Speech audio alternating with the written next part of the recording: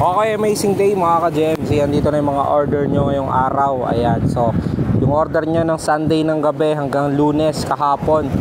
So ito na, to ship na po ngayong araw, March 19, 2024. Ayan, so pasensya na dun sa mga nag-order o nag-message sa atin nung Sunday ng gabi hanggang Lunes ng umaga hanggang hapon. So isang araw. Kaya po kasi hindi kami nakakapagsagot pag anong araw, no? So every Monday close po ang shop. So ang shop ng natin ay Tuesday to Sunday. So next week, 1 week po kami walang pasok. So lahat ng mga order ay pending yan. Kung gusto mo mahabol yung mga order nyo nung Holy Week, ayan, so order na kayo ngayong week para ma-process natin. Okay, so ito nga ba ito? 1, 2, 3, 4, 5, 6, 7, 8, 9, 10 pang 11 yung isang binabalot natin dyan. Okay, Promax PM30 papunta ng Tansa Cavite. Toxic R-Type disc papunta ng Binangonan. Promax PR40 papunta naman ng Southern Leyte. Gent 107 papunta ng Rodriguez Rizal. Gent 107 ulit papunta naman ito ng Caloocan, Metro Manila. Trinks Dolphin folding bike papunta ng Tondo, Manila. Garuda Fixie version 1 papunta naman ito ng Kawit, Cavite. So na dito sa kabila, yan, so ito Rich Cross 27 papunta ng Mandaluyong. Gent Aurora papunta naman ng Metro Manila, Parañaque lang. Rich Cross 27.5 papunta naman ito ng Olongapo City, Zambales. Then Gent Aurora papunta naman ito ng Santa Cruz, Metro Manila lang. Then yung Trinks Edge papunta ng Surigao del Norte. Yan po, so 11 units ang to ship natin ngayong araw, March 19. So thank you po and God bless. Ride safe po sa inyong lahat. Ayan, so standard shipping nito 3 to 5 days. Nandyan na po yan sa inyo. Okay, thank you po and God bless sa inyo lahat. Ride safe.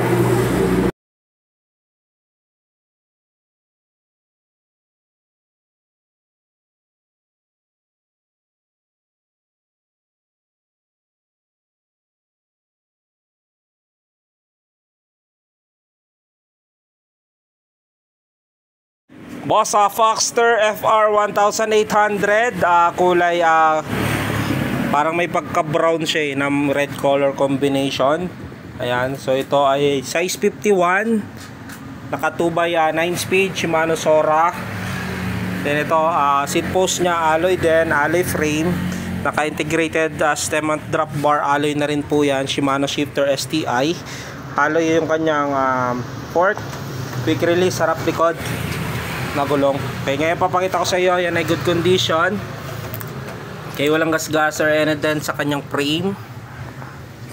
Yan sa fork. Okay, sa kabila. Pakita ko naman sa inyo na nakatono. Yan, tinotono na namin yan para ma-check yung unit good condition bago namin i-ship. Crank nya, alay na rin kay gulong sa likuran. Ganon din dito sa harapan, wala lugang headset. Ganun din yung kanyang crank.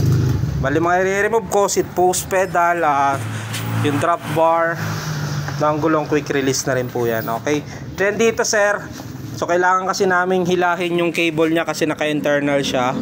Yung stem at drop bar nya naka-integrated, so kailangan naming hilahin. So yan po pinakita ko sa iyo na yan ay nakatono na, pero tatanggalin muna namin ito. So yung cable dito kailangan namin tanggalin para mahatak sa loob. Then dito naman, ang sabi ko sir, kailangan kasi namin siyang i-remove yung mismong cable niya dito. So kailangan namin siyang hatakin dito sa kanyang seat tube, tawag dito, top tube. Diyan kasi nakalagay yun eh. Ganon din dito sa RD nya. Okay, ganon din dito yung brakes nya. So yung gagawin nyo na lang po pag kakabit nyo, hahatakin nyo na lang po ulit. Then kung marunong kayo magtono, mas okay, pero kung hindi, dalhin nyo na lang po sa bike shop na nagtotono. So kailangan kasi namin talaga siyang hilahin, wala talagang choice para maikabit kasi namin tong drop bar dito sa tamang pwesto nya. Okay, yan po yung Foxter FR 1800 natin na road bike na naka Shimano Sora.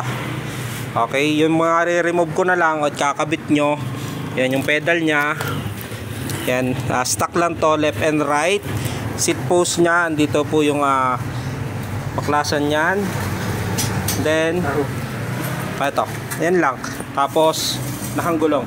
Okay, mamaya po mag-update ako pag nakabalot na. Boss, bale ito na po yung Foxster FR 1800 road bike. Yan, yung mapapansin nyo, nakakabalot na naman ng maigi yan para maiwasan yung gas-gas habang nakaship papunta sa inyo. Okay, bale remove lang kanya unahang gulong. Then ganun din yung kanyang rotor. Tinanggal ko kasi para hindi matamaan yung frame. Sayang pag nagasgas. Nandito yung rotor, baka matapon nyo yung box. So andito. Okay, yung drop bar. Yan, seat post, yung pedal, saka yung skewer nya, dito na nakakabit. Then yung kanyang mga spacer andito. So mga ni-remove ko, ayan, niluwagan ko dito yung FT sa RD, ganun din. Then yung brakes nya, ayan, para mahatak. Kasi internal cabling yan, naka-drop bar.